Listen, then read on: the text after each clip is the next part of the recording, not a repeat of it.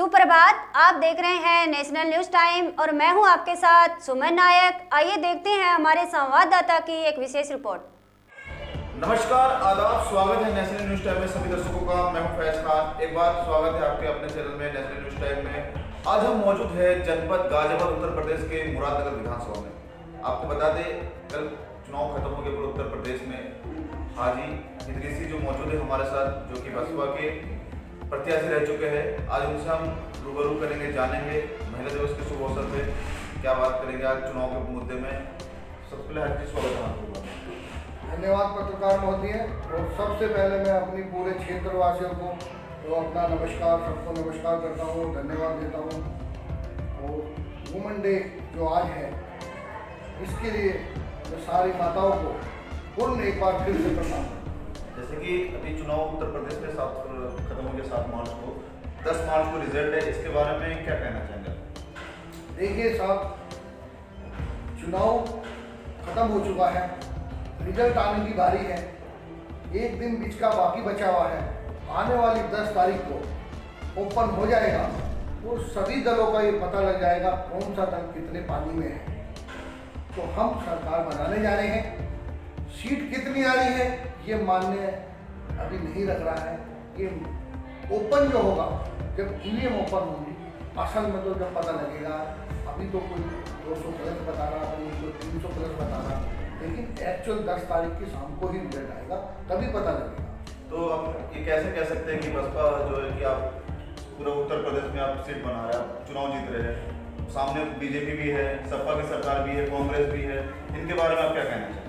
देखिए मेरी बात सुनिए, सब पार्टी अपना अपना जुमला छोड़ चुकी है। मैं किसी पार्टी पर कोई ब्लेम नहीं करना चाहता, क्योंकि चुनाव तो है नहीं। मैं एक सार्वजनिक बात करना चाहता हूँ। महाराष्ट्र के अंदर 40 सीट शिवसेना लाई, एनसीपी बहुमत से थोड़ा कम थी, बीजेपी भी बहुमत से कम थी, लेकिन इनसे डबल सीट लाने के बाद भी वो सरकार नहीं बना सकी। एग्जाम्पल मैं आपको बताना चाहता हूँ कि वो 40 सीट पे शिवसेना ने, राज ठाकरे ने अपनी सरकार बनाई और उन्होंने कमिटमेंट किया था एनसीपी से कि 2.5 साल आप, मैं रहूँगा मुख्यमंत्री, 2.5 साल आप रहना।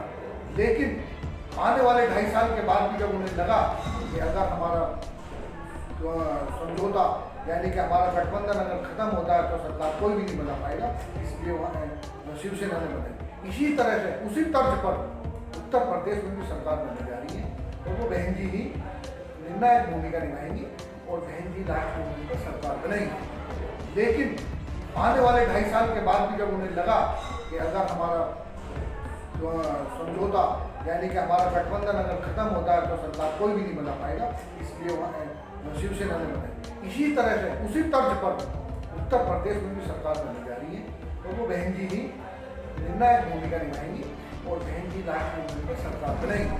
तो कहा जा रहा है कि बहन जी इस बार जो है खुल के प्रचार नहीं की 2022 के विधानसभा चुनाव में, विपक्ष पार्टी का कहना है, तो इसके बारे में आप क्या कहना चाहेंगे? देखिए, बहन जी सुप्रीमो है, अपना फैसला खुद लेना जानती हैं, बड़ी नेता है, राष्ट्रीय पार्टी है, तो उसके बारे में तो हम नहीं बता पाएंगे कि भाई इतने उच्च लेवल की बात है। लेकिन एक मैं मिसाल जरूर बताना चाहता हूँ कि खरगोश और कछुए में एक बार दोनों में रेस लगी, तो खरगोश ने बोला कि हम तो बहुत तेज चलते हैं कछुए से, हम तो अब पहुंचे अपनी सीमा पर और हम जीत जाएंगे।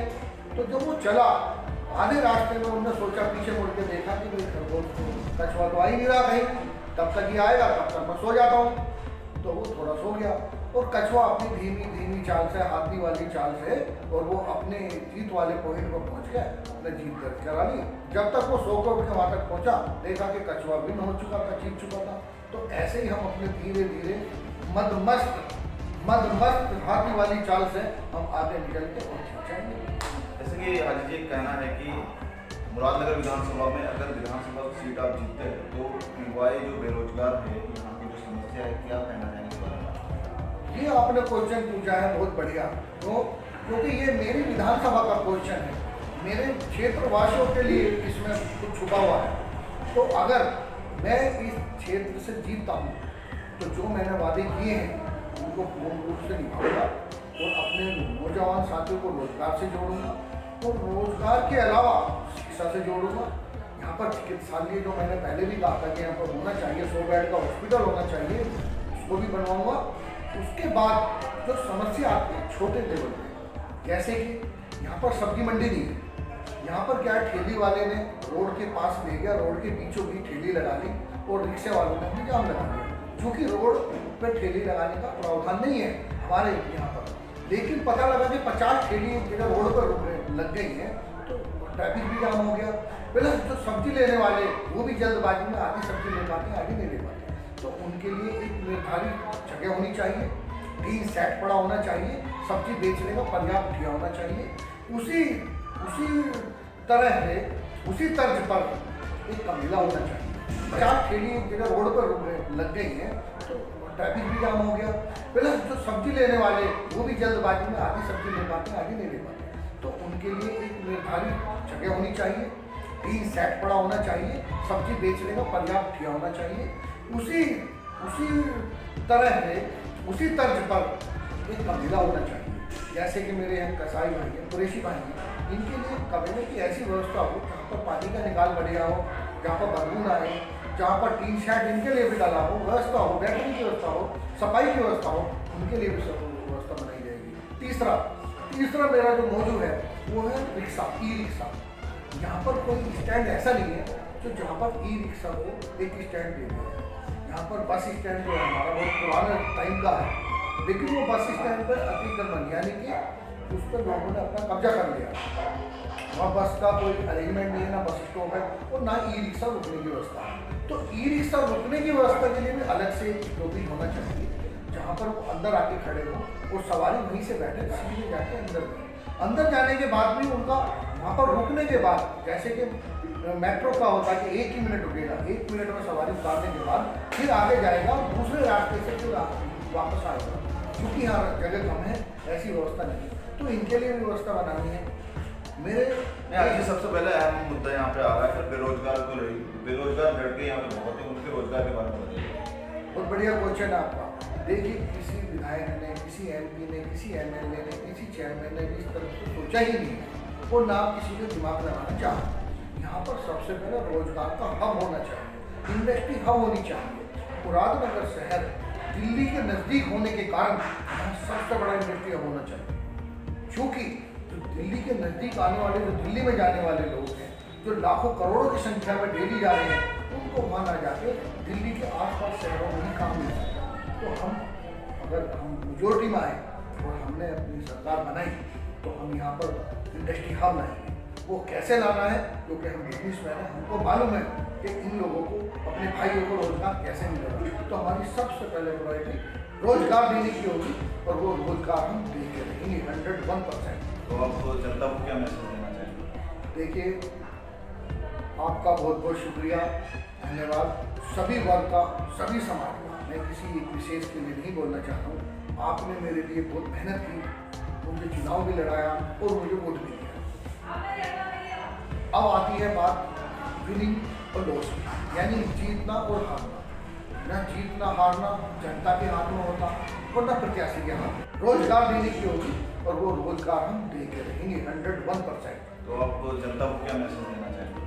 देखिए, आपका बहुत बहुत शुक्रिया, धन्यवाद सभी वर्ग का, सभी समाज का। मैं किसी एक विशेष के लिए नहीं बोलना चाहता हूँ। आपने मेरे लिए बहुत मेहनत की, मुझे चुनाव भी लड़ाया और मुझे वोट भी दिया।